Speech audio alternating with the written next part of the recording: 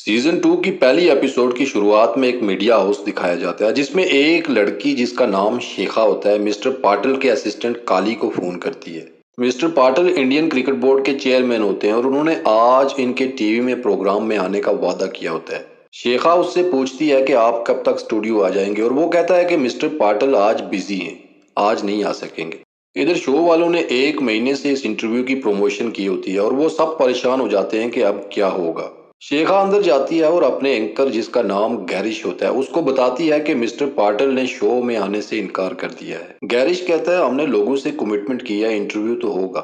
और उसके बाद वो अपनी टीम के साथ मुंबई स्टेडियम पहुंच जाता है जहां मिस्टर पाटिल काली के साथ बैठे होते हैं।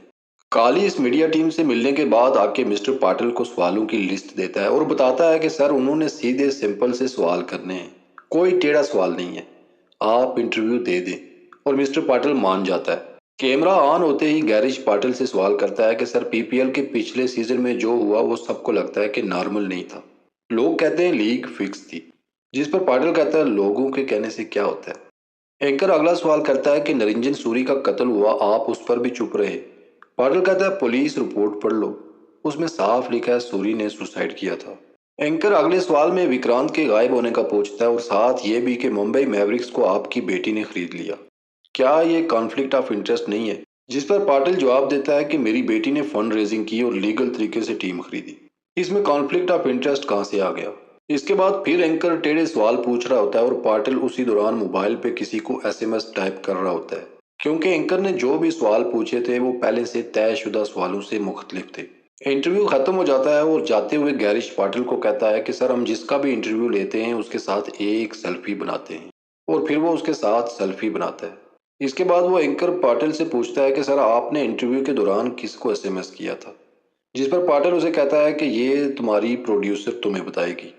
और वो वहां से चला जाता है। इधर शेखा गैरिश के पास आती है और उसे बताती है कि मुझे अभी मैसेज आया है, आपको जॉब से निकाल दिया गया है। ये सुनकर गैरिश गुस्से में पागल हो जाता है और पाटिल को आवाज देता है कि mister Patil you will pay for this. Mister Patil कोई जवाब नहीं देता और वो दोबारा उसे बुलाता है भाई साहब। और यहाँ हमें पता चलता है कि मिस्टर पाटिल ही भाई साहब होता है, जिसका सीजन 1 में सिर्फ नाम बताया गया था, चेहरा नहीं दिखाया गया और मैच फिक्सिंग स्पॉट फिक्सिंग सब वही करवा रहा होता है। इसके बाद सीन चेंज होता है और एक पार्टी में जरीना मलिक और वायु को दिखाया जाता है। ये न्यू फिल्म प्रमोशन पार्टी होती है जो जरीना ने रखी होती है, जहाँ बॉलीवुड की सभी स्टार्स आए होते हैं। वायु वहाँ पार्टी में कैफेटेरिया में जाता है और ऑरेंज जूस मांगता है। इतने में वहाँ एक और लड़की आती है और वो भी ऑरेंज जूस मांगती है और उसके बाद वायु को देख के उससे कुछ कहने ही वाली होती है कि वायु उसे डांट देता है और गुस्से से उसे कहता है कि नहीं बनवानी सेल्फी, तुम लोगों ने भी हद कर दी है, जहाँ जाओ मोबाइल लेके पहुंच जाते हो। और वो लड़की चली जाती है। इधर जरीना को दिखाया जाता है जो पार्टी में किसी से बात कर रही होती है कि वहीं प्रतीश आता है और जरीना को कहता है कि आपको ऊपर भाई साहब बुला रहे हैं। जरीना भाई साहब को पार्टी में देख के हैरान भी होती है और खुश भी। भाई साहब मीडिया से थोड़ा दूर ही रहते हैं। जरीना ऊपर जाती है और भाई साहब को पार्टी में आने पे थैंक्स बोलती है और साथ उन्हें कहती है कि आप तो मीडिया से दूर रहते हैं लेकिन मुंबई मैवरिक्स की नई को ऑनर मंत्रा को मीडिया से दूर न रखिएगा। मंत्रा भाई साहब की बेटी होती है जिसने मुंबई मैवरिक्स खरीदी है और अब जरीना मलिक के साथ वो भी मुंबई मैवरिक्स की को ऑनर होती है। इसके बाद दिखाया जाता है कि भाई साहब को होम मिनिस्टर हुसैन साहब का फोन आता है और वो उनसे कहता है कि मेरी टीम का क्या हुआ। जिस पर भाई साहब उसे कहते हैं कि बस सारी बिड्स आने दे, मैं आपको अमाउंट बता दूंगा, आप वो बोली लगा देना और टीम आपकी हो जाएगी। वो कहता है जल्दी से टीम मुझे दे दो क्योंकि मेरे बेटे ने तो टीम के प्लेयर्स भी सिलेक्ट कर दिए हैं। भाई साहब उसे जवाब देते हैं कि हुसैन साहब पीपीएल में टीम की नीलामी का काम जितना शफाफ होगा उतना ही अच्छा है, आप बस थोड़ा सब्र करें, टीम आपको ही मिलेगी। इसके बाद जरीना को भाई साहब की बेटी के साथ दिखाया जाता है और वहाँ वायु भी होता है। जरीना वायु को बताती है कि इनसे मिलो, ये मुंबई मैवरिक्स की नई को ऑनर है मंत्रा, भाई साहब की बेटी। और यहाँ वायु को और हमें पता चलता है कि जिस लड़की को वायु ने डांटा था वो वायु की फैन नहीं, इसकी टीम ऑनर भाई साहब की बेटी मंत्रा थी। इसके बाद दिखाया जाता है कि प्रतीश जरीना के पास आता है और उसे कहता है कि जल्दी डिसाइड करो टीम का कैप्टन वायु होगा या अरविंद।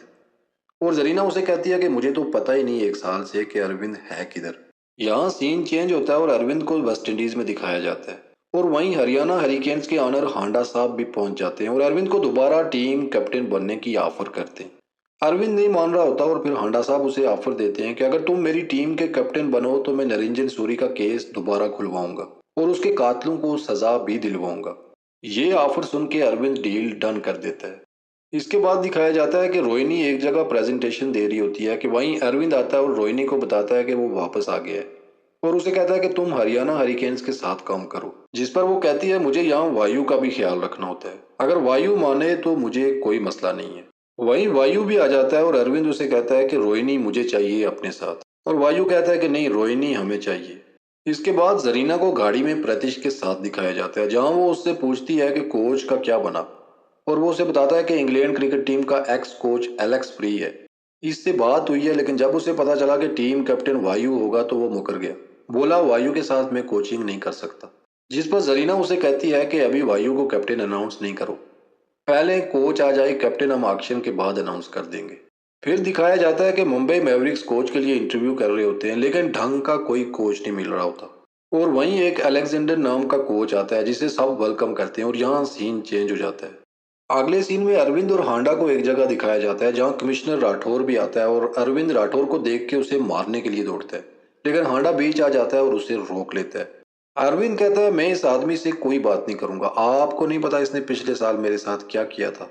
जिस पर हांडा अरविंद को समझाता है कि राठौर इसी सिस्टम का हिस्सा है, वो मजबूर था और अब उसे मैं अपने साथ ले आया हूँ। इसके बाद राठौर अरविंद को कहता है कि देखो, क्रिकेट सिर्फ गेम नहीं, बिलियंस ऑफ डॉलर का बिजनेस बन चुका है। पिछले साल जो भी हुआ मैं मजबूर था, और मैं वादा करता हूँ कि सूरी के कातिल को सजा मिलेगी। अरविंद कहता है तुम्हें सब पता है सूरी का कातिल कौन है, जिस पर राठौर उसे समझाता है कि पता होने में और सबूत होने में फर्क होता है।